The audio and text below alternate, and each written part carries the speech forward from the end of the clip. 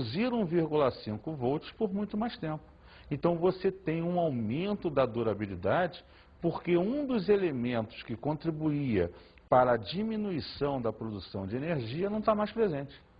Essa é a vantagem da pilha alcalina, a troca da amônia no processo. E outro detalhe importante, tanto a pilha comum quanto a alcalina não são recarregáveis. Uma vez acabado a substância à base de manganês, não há mais redução, o processo para, a pilha acaba e pode jogar fora. Porque se você guardar, você vai formar uma substância aquosa no final, uma mistura aquosa, aonde nessa mistura aquosa você vai produzir substâncias muito ácidas, que se vazarem da pilha, vão destruir os metais formadores dos circuitos dos aparelhos que estão guardados. Então nunca se deve guardar uma pilha no aparelho, porque ela pode levar à destruição total, por corrosão, dos metais e circuitos desse aparelho. Mas a diferença grande do jogo é a troca do NH4Cl pelo KOH. Vamos ver numa reação como funciona. Olha lá, no anodo, o zinco vai oxidar de zinco 0, metálico, a óxido de zinco, onde ele é mais 2. E o manganês, que era mais 4 no cátodo, vai ganhar os elétrons e reduzir a mais 3.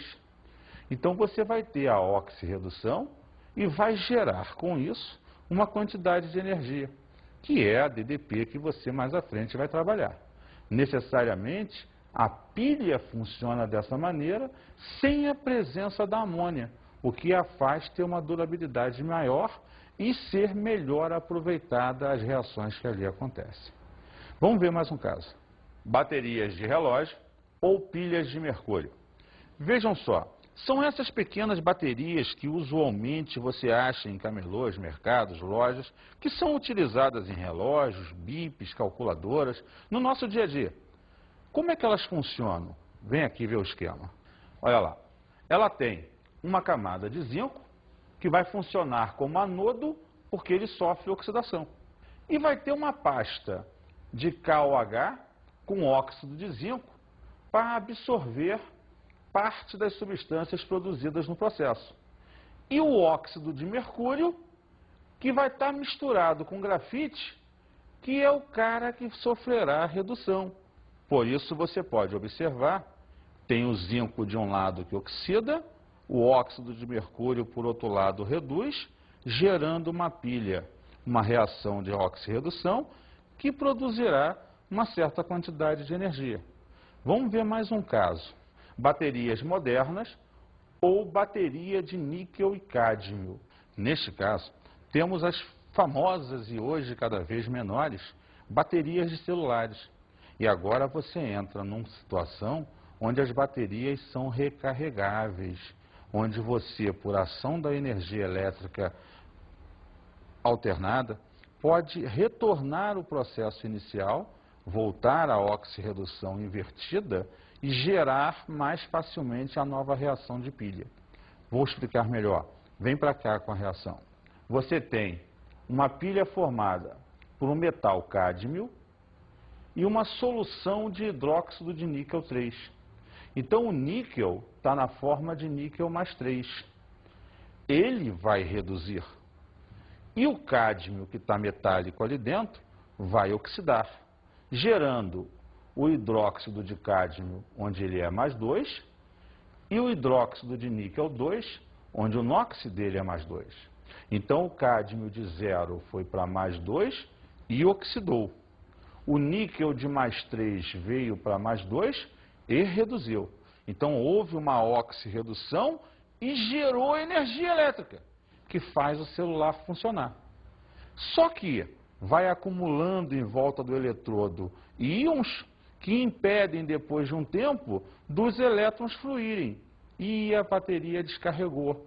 O que você chama de descarregar é a dificuldade da oxirredução gerada por alguns íons e soluções que envolvem o eletrodo. O que você tem que fazer? Liga na eletricidade. Você vai inverter essa reação e vai fazer com que o cádmio reduza e o níquel oxide, fazendo com que volte tudo ao processo inicial. Aí a bateria volta a funcionar. Então, a grande diferença das pilhas que vistas até aqui e desse último caso é que este é recarregável, utilizado normalmente com a recarga em eletricidade. Vamos ver mais um caso. Baterias ou acumuladores de chumbo. São as famosas baterias de carro, aquelas que você tem em moto, carro, que podem ser geralmente de 6 volts ou 12 volts. São baterias à base de chumbo em solução de ácido sulfúrico, como podemos ver no esquema a seguir. Você tem aqui aquela região metálica com uma solução de ácido sulfúrico e placas de chumbo. Cada célula dessa de chumbo gera para a gente 2 volts. Então você as liga em série.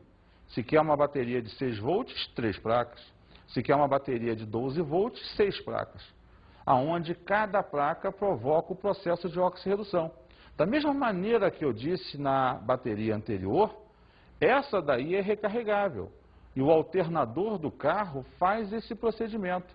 Ele gera energia elétrica para inverter o processo e começar tudo de novo. Mas sempre há um limite. Depois de 2, 3 anos funcionando, essas baterias recarregáveis não vão prestar mais, porque as transformações foram tantas vezes ocorridas que para o funcionamento do processo. Esse é um limitante, o tempo, e o número de recargas que você dá no processo. Vamos ver reacionalmente, a reação em si. Olha lá, o chumbo metálico oxida a sulfato de chumbo, devido ao ácido sulfúrico. E o dióxido de chumbo se reduz a sulfato de chumbo. Ele que era mais 4 vem a mais 2, ele que era 0 vem a mais 2. Então o próprio chumbo no anodo ele oxida e o dióxido de chumbo no cátodo sofre redução, gerando um processo de oxirredução. Viram como a química está cada vez mais presente no seu dia a dia? Se não fosse ela, o que seria da nossa vida? Vamos então às nossas dicas de estudo.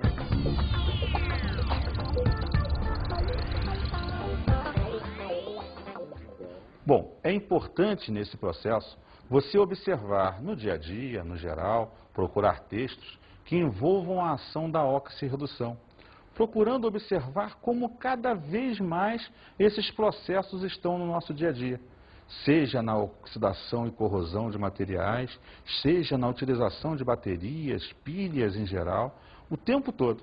Procure estudar mais sobre isso, dar uma analisada nesses processos de oxirredução, onde você gera sempre energia elétrica.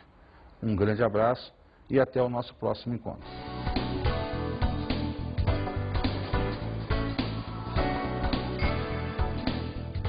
Na aula de hoje estudamos Eletroquímica 2, onde vimos basicamente os processos de oxirredução e a formação das pilhas ou baterias. Vimos as reações de oxirredução, que nós podemos concluir que, se espontâneas, vão gerar as pilhas ou baterias e produzir energia elétrica. Se não espontâneas, vão precisar ser estimuladas por meio de um gerador normalmente, formando o que nós vamos chamar de eletrólise. Mas em todo momento, para ocorrer uma oxirredução, tem que ocorrer troca de elétrons. Alguém ao oxidar perde elétrons, alguém ao reduzir ganha elétrons. E analisamos as pilhas. Pilha é sempre um processo de oxirredução que produz energia elétrica ocasionada por uma diferença de potencial, um ΔE ou DDP. Motivo esse que mais à frente estudaremos. Bons estudos!